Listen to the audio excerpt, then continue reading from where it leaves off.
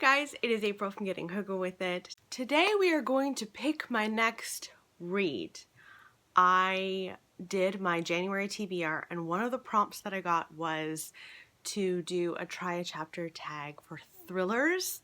So I've got 5 thrillers here that I'm going to pick from. I'm going to read a chapter from each of them and then I'm going to pick my next read. So let's get into it.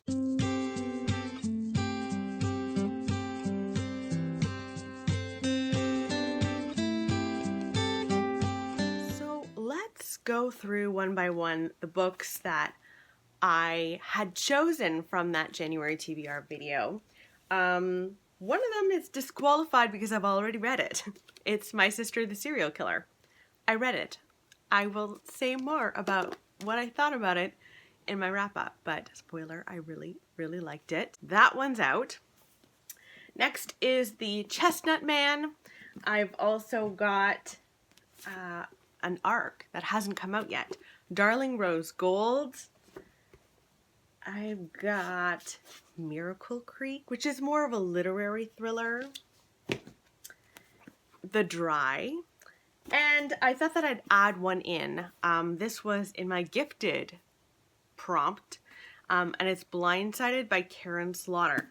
So we're gonna go book by book and see what I end up with. Okay, so first, let's try a chapter of The Dry. This is a book about a man who's moved away from his small town that he grew up in.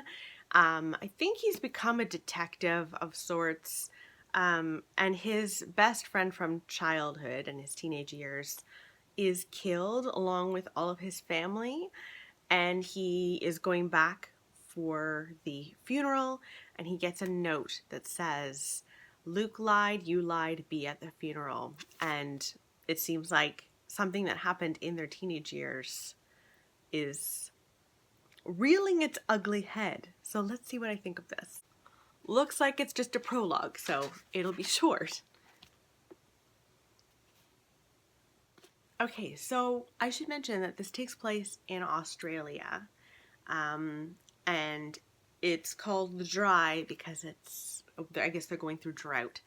And honestly, with everything going on in Australia right now and the wildfires, I don't think I can read this right now. Like, it has been really upsetting me. I've donated to a wildlife nonprofit they're trying to help the wildlife in Australia. Like something crazy like 1 billion animals have died. And it honestly upsets me so much. I don't think I can read this. The writing was fine. It was only like a page that I read, but I got anxiety reading it immediately. So I'm going to not read this because it's just too much. So that's out. Next up, we're going to read Miracle Creek. This is about a family, I believe, that owns this medical concoction. It's like an equipment that helps to cure things like infertility. This one woman had her son in there because he had autism, and it's called a Miracle Submarine. And unfortunately, the submarine, I think, blows up and kills many people, I think, or hurts a lot of people. One of the people that was killed in there is an autistic boy. So this is a bit of a courtroom thriller. So people, I guess, believe that the mother put the child in there on purpose and like blew it up herself. It sounds really good, so we're going to give this a go. Oh my God. This is good. This is really good. Like I feel adrenaline just reading this. It starts out you're meeting the woman who owns this machine and the lead up to the explosion. And it is gut-wrenching and like like your heart beats so quickly reading this. If I don't end up reading this, I don't even know. Wow. Oh my gosh. Miracle Creek. Angie Kim. Oh my gosh. Wow, okay. I am blown away. Next is Blindsided by Karen Slaughter. This one I threw into the mix because Barry had gifted this to me, and I pulled out the gifted card when I was doing my January TBR. And this is to replace My Sister the Serial Killer.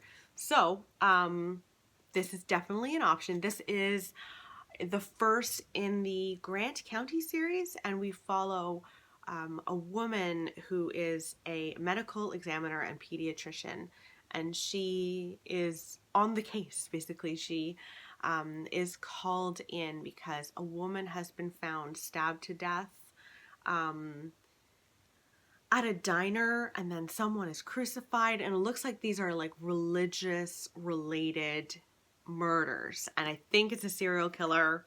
And Kara Slaughter is very gritty, as you know. So, okay, let's try this one out.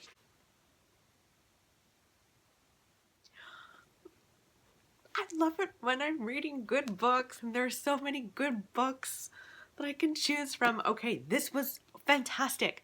So it follows a woman named Sarah Linton. She's a pediatrician, and right away you can tell that this is going to be chock full of amazing relationships. She gets a call from her ex-husband, who's the chief of police, and they have been separated or divorced for 2 years, but she can't get him out of her mind. She's going to meet her sister at a diner for lunch, and she goes there, has to use the washroom, and finds a woman bleeding to death. She's been stabbed in the diner, and she does die. I'm so excited. I mean, the writing in this is, yes, better in some ways, because no, it just is. It's just really, really good writing. But this is a lot of fun already, and I know that the characters are going to be fantastic. And you guys know how much I have been struggling with any sort of detective story, any police procedural. I just struggle, and this might change everything. I'm very happy right now. Like, really happy. So, okay, so that is also an option. Okay, now we have two more, Darling Rose Gold and The Chestnut Man. So Darling Rose Gold is coming out in March, and this is about a woman whose mother has lied to her whole life. She thought in her childhood that she was very ill. She was wheelchair bound. She went through multiple surgeries. The doctors didn't know what was going on, and it turns out that her mother was lying to her, that she was perfectly healthy her whole childhood, but her mom said she wasn't. And her mom goes to jail for it. She's coming out of jail, and she's trying to make amends with Rose Gold, this woman who's now a woman. She has a child now. And everyone says, don't forgive her, don't forgive her. And she's like, you know what? I will forgive her. I will take her into my heart again. But in reality, she has a major grudge. And she's going to exact revenge. So let's read a chapter from this and see what we think. This does look really good. Not as good as the other two. But we meet Patty, the mother, to begin with, and she's leaving the prison, and it seems like everyone in the prison except one person has really loved her, and she's like nursed people back to health, and she's helped people with their marriages, and she's leaving the prison, and she knows her daughter is coming to pick her up with her grandson in tow. And it's very weird because I don't know whether she's just super manipulative or whether she's a kind person. I don't know. We shall see. But I don't think this is going to be the one, but it will be at some point because it looks really, really good. Okay, last but not least is something that's been on my TBR for